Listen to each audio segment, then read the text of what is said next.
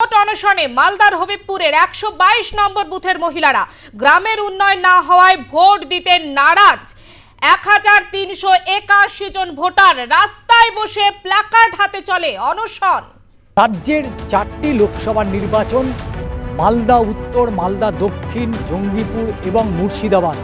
মালদা উত্তর যেখানে ত্রিমুখী লড়াই, সেই ত্রিমুখী লড়াইয়ের একেবারে সকাল থেকেই বিভিন্ন বুথগুলোতে যখন ভোটারদের লম্বা লাইন পড়েছে, সেই সময় মালদা উত্তর লোকসভা কেন্দ্রের হবিবপুর বিধানসভা এবং সেই হবিবপুর বিধানসভার অন্তর্গত যেভাবে 55 গ্রামে সেখানে 122 নম্বর বুথের 1381 জন ভোটার তারা বুথের সামনে অবস্থান করে ফেলেছেন। সেখানে কেন্দ্রীয় বাহিনী, রাজ্য পুলিশ, সেক্টর অফিসাররা সকলেই তারা উপস্থিত রয়েছেন। তারা বলছেন, অর্থাৎ গ্রামবাসীরা বলছেন, তারা ভোট বয়কট করছেন। কারণ তাদের যেটা দাবি, গত 5 বছর ধরে সেখানে কোনো রকম উন্নয়ন হয়নি।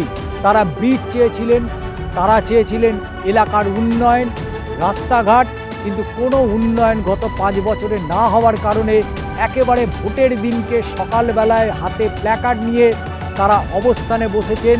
এই 1381 জন ভোটার তারা সম্পূর্ণভাবে বলেছেন যে ভোট তারা বয়কট করছেন। এবং শুধু তাই নয়, সেক্টর অফিসার বা যারা নির্বাচনী আধিকারিকরা রয়েছেন, কেন্দ্রীয় বাহিনী এবং রাজ্য পুলিশের পক্ষ থেকে বারবার তাদেরকে আবেদন করা হচ্ছে তারা যেন তাদের গণতান্ত্রিক অধিকার প্রয়োগ করেন।